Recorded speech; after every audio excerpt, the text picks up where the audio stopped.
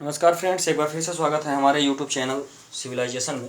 आज का जो हमने वीडियो लिया है, ठीक है, वो आप टेक्निकल हैं या नॉन टेक हैं, इससे कोई फ़र्क नहीं पड़ता है। ठीक है, इसमें जो आज का टॉपिक हमने लिया है वो लिया है कि जैसे क्या होता है कि अपन जब छत डलवाते हैं, है ना, तो छत डलवाते समय हम देखते हैं कि 1 घंटे 1.5 घंटे बाद उसमें कुछ, जैसे मान लीजिए हमने छत डाला है ना, ये मान लीजिए हमारी स्लैब है, तो इसमें कुछ इस तरह के छोटे छोटे अपना क्या है, क्रैक्स आ जाते हैं, है ना।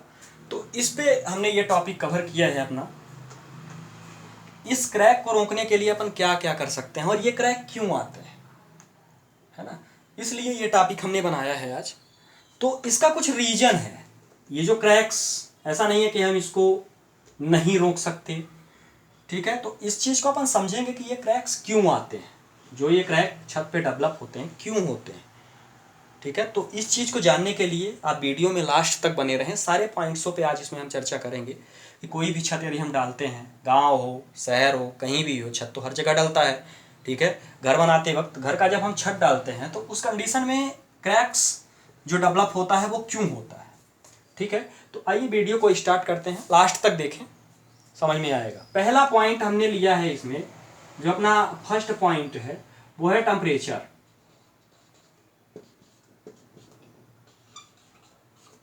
ठीक है, अब ये क्या चीज होती है?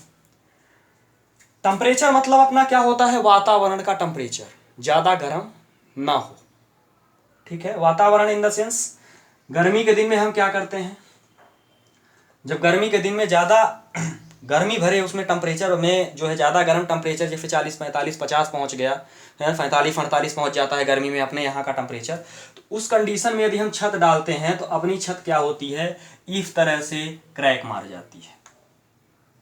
अब लोगों के मन में, दिमाग में एक सवाल उठ रहा होगा, ऐसा क्यों? उसका रीजन ये है कि मान लीजिए ये हमने छत डाला, ठीक है। अब छत डालने के बाद कंडीशन क्या होती है, मान लीजिए मैंने ये छत अपन ने क्या किया, डाल दिया, ठीक है, फुर्सत हो गए, टेम्परेचर चल रहा है मान लीजिए 45 डिग्री सेल्सियस। ये क्या करता है, ये हो गया अपना सन।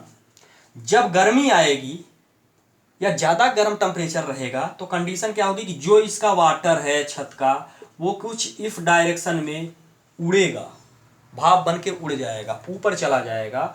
तो जो इसके पार्टिकल्स हैं, ठीक है, पानी के कारण बॉन्डिंग बनी, ठीक है, सीमेंट वाटर रेशियो जो भी रहता है, वाटर सीमेंट रेशियो, ठीक है। तो जब वाटर सीमेंट रेशियो हमने एक रेशियो में मिलाया, लेकिन ये पानी क्या हो गया, उड़ गया, तो उस कंडीशन में मान लीजिए ये अपने कंक्रीट के पार्टिकल्स हैं, तो अब इनके बीच में पानी भरा हुआ है, ये पानी उड़ गया, तो कंडीशन क्या होगी कि इन दोनों के बीच में जगह खाली बच जाएगी, पानी जब अपना चला गया। इसीलिए जो है ज़्यादा टेम्परेचर में, ये भी आगे हम चर्चा करेंगे कि कितने टेम्परेचर में अपन को करना चाहिए। ज़्यादा टेम्परेचर में हम जो है कास्टिंग नहीं करते हैं, सिर्फ यही रीजन है कि पानी क्या होता है, वाष्प बन के उड़ गया। जब उड़ गया तो ये दो पार्टिकलों के बीच में जो पानी भरा था, मान लीजिए ये अपना सीमेंट और सैंड है या एग्रीग्रेट है, ठीक है। अब इसके बीच में अपन ने ये पानी का रेशियो डाला और ये पानी क्या हुआ कि ज़्यादा गर्म के कारण उड़ गया।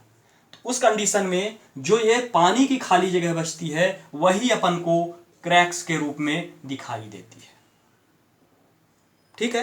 तो बस इतना ध्यान रखना है कि अपन को ज़्यादा टेम्परेचर गर्मी के दिनों में, आप 4 से 5 बजे के बाद कास्टिंग करिए, या सुबह 10 बजे के पहले कर लीजिए, 11 बजे तक कर लीजिए, ठीक है। तो उस कंडीशन में ज़्यादा दिक्कत अपन को नहीं होगी। दूसरा पॉइंट अपन ने जो उठाया है ना, वो इसी का है, टेम्परेचर का ही।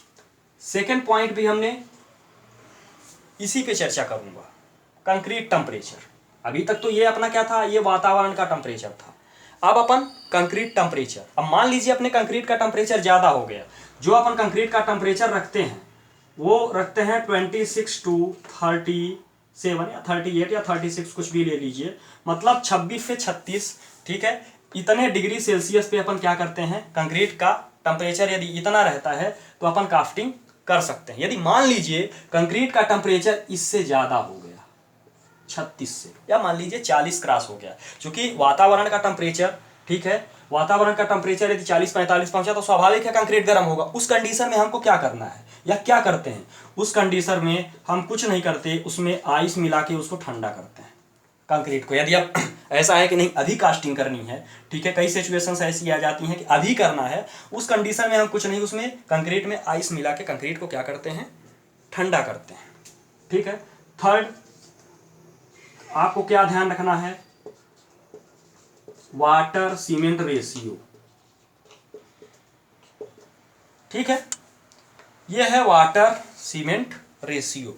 इसका ध्यान रखना है कि जो अपने डिजाइन में दिया हुआ है, जैसे मान लीजिए कि 1 क्यूबिक मीटर में, ठीक है, 190 लीटर पानी दिया हुआ है, तो पानी ज्यादा ना हो, जितना दिया हुआ है डिजाइन में। क्योंकि जो डिजाइन बनाई जाती है वो डिजाइन जांच परख के ही बनाई जाती है। 4-5 सैंपल 10 सैंपल लेते हैं और जो डिजाइन अच्छी रहती है, जिसमें अच्छी स्ट्रेंथ आती है, वही डिजाइन साइट पे फॉलो होती है। तो जितना पानी डालने के लिए बोला गया है उतना ही पानी डालें, ज़्यादा पानी डालने की ज़रूरत नहीं है। ठीक है। अब नेक्स्ट पॉइंट और सबसे इंपॉर्टेंट पॉइंट, ठीक है, चौथा, क्या, वाइब्रेटर।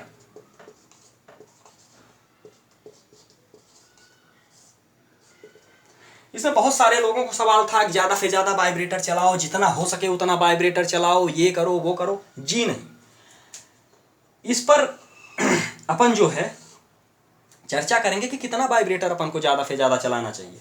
ठीक है। तो इस कंडीशन में अब अपने पास 3 चीज़ होती है, सीमेंट, सैंड और एग्रीगेट। ठीक है। और इसमें चौथा अपन डालते हैं वाटर। ठीक है। ये कॉम्बिनेशन है अपना कंक्रीट का। अब समझिएगा, वाइब्रेटर जब अपन चलाते हैं क्या होता है, वाइब्रेटर जब अपन चलाएंगे तो मान लीजिए ये अपना छत है ना। अब इसमें अपन वाइब्रेटर चला रहे हैं, मान लीजिए हमने नीडल डाला, जब पानी ज़्यादा हो या कुछ भी हो, जब हम बहुत ज़्यादा, एक लिमिटेड समय तक आप वाइब्रेटर चलाइए। यदि आप ज़्यादा वाइब्रेटर चलाएंगे तो कंडीशन क्या होगी कि जो अपने बड़े पार्टिकल्स हैं, ठीक है, वो अपना नीचे बैठ जाएंगे। कोई बात नहीं, बहुत अच्छी चीज़ है ये। ठीक है। Lower particles in the sense coarse aggregate जो अपना है बड़ा पार्टिकल्स, वो नीचे चला जाएगा। जो अपना छोटा पार्टिकल्स है fine aggregate as a cement और सैंड, ठीक है, सैंड अपना फाइन में आता है, ये अपना आके यहाँ पे जमा हो जाएगा पूरा। और जो उसकी स्लरी है, मतलब सीमेंट और वाटर का रेशियो, ये पूरा आके इसके फ्रंट स्पेस में यहाँ पे आके जमा हो जाएगा। ठीक है। अब जब यहाँ आया तो एक कंडीशन ऐसी आएगी, एक कंडीशन ऐसी आएगी कि पानी कुछ ना कुछ मात्रा में तो एवापोरेट होगा ही, तो उस कंडीशन में क्रैक्स डेवलप होना 100% डेवलप होगा। यदि ऐसा हो गया, इसलिए वाइब्रेटर एक लिमिटेड समय तक चलाएं।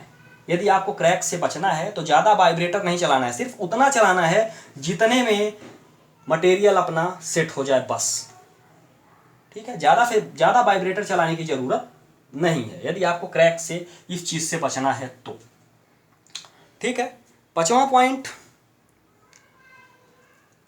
स्लम। ठीक है। इस कंडीशन में अपने को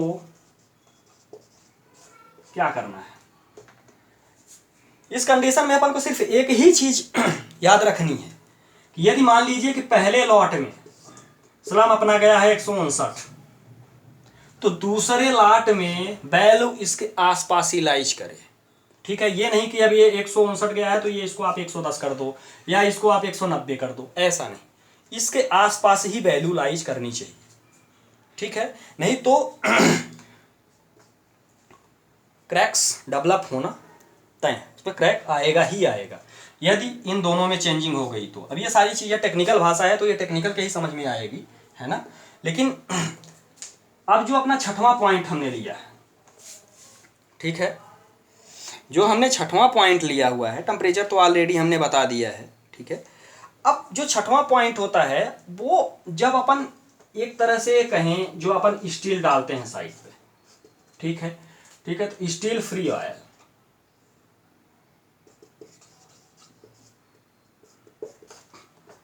उस कंडीशन में अपन क्या करते हैं कि जब अपन प्लेट में ऑयल लगाते हैं, या कहें कि जो है ग्रामीण अंचलों में मोबिल या 3 तूफान है ना, तो जो अपन ऑयल वर्निश मतलब जो पेंट करते हैं कि ताकि कंक्रीट छोड़ दे, उसको चिपके ना अपने प्लेट में, है ना, उस कंडीशन में क्या करते हैं कि जो स्टील फ्री ऑयल मतलब ये ध्यान रखना है कि जो अपन प्लेट में तेल लगा रहे हैं, है ना, वो अपने स्टील में ना लगे, नहीं तो वो कभी भी कंक्रीट से बॉन्डिंग नहीं करेगा। ठीक है, यदि ऐसा हो गया तो वो कभी भी कंक्रीट से बॉन्डिंग नहीं करेगा। ठीक है, इस चीज का विशेष ध्यान रखना है।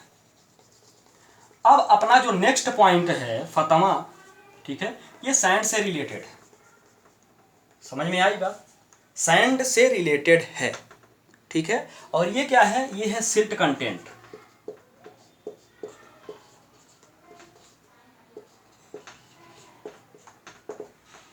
ये क्या कहलाता है,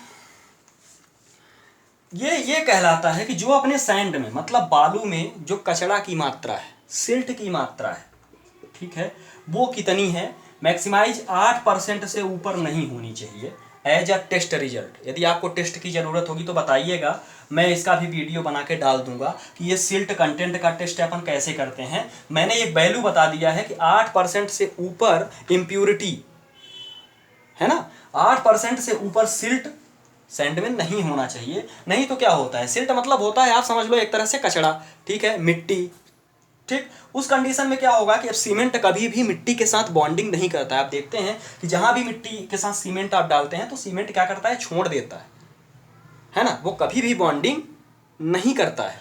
तो इस कंडीशन में आपको ध्यान रखना है कि जो अपना सैंड है, जो अपना बालू है, वो क्या रहे, अपना बालू साफ सुथरा, मतलब उसका जो है एक टेस्ट होता है सिल्ट चेक करने का, तो 8% से ऊपर अशुद्धि उसमें मिट्टी नहीं होनी चाहिए।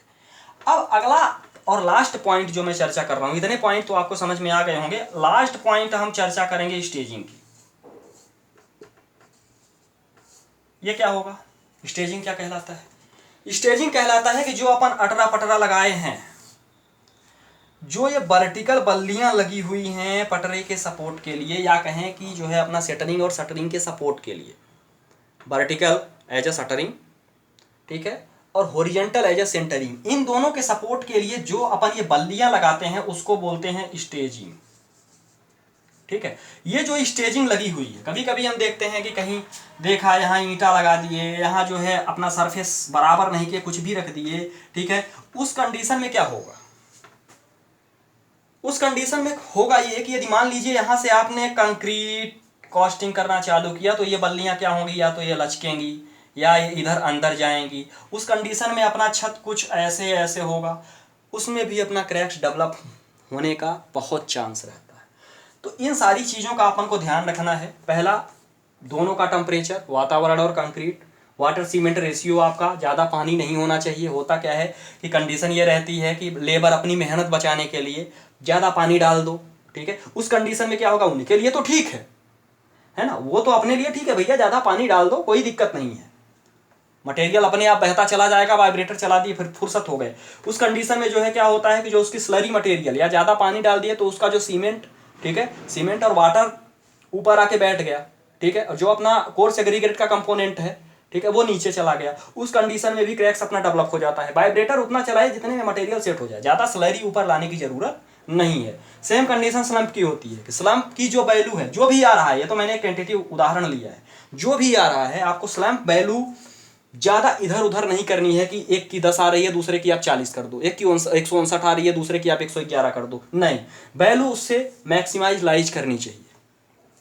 ठीक है, स्टील फ्री ऑयल मतलब जो अपन पेंट लगाते हैं कंक्रीट डालने से पहले, ठीक है, तो ज़्यादा से ज़्यादा उसको क्या करें, बचाएं, है ना, उसमें तेल ना लगने पाए, किसमें, स्टील में। वाई दैट जो है जो टेंशन मेंबर और कंप्रेशन मेंबर आपस में बॉन्डिंग नहीं बना पाएगा, मतलब सीमेंट छोड़ देगा उसको, इसमें जो है आपका क्रैक्स डेवलप होने का बहुत चांस रहता है। सिल्ट कंटेंट मतलब जो बालू की अशुद्धि है ना, बालू की अशुद्धि है, उसको जो है 8% से ऊपर यदि है तो आप मटेरियल को रिजेक्ट कर दें, उसमें ना डालें, नहीं तो वो सीमेंट और बालू की बॉन्डिंग नहीं बन पाएगी और उसमें जो है स्वाभाविक है क्रैक डेवलप होगा।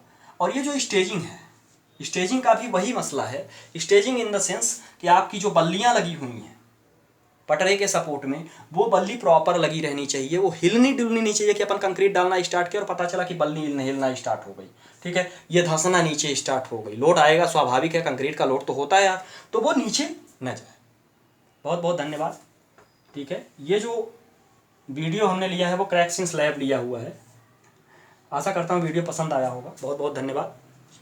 वीडियो को ज़्यादा से ज़्यादा शेयर करें। थैंक्स।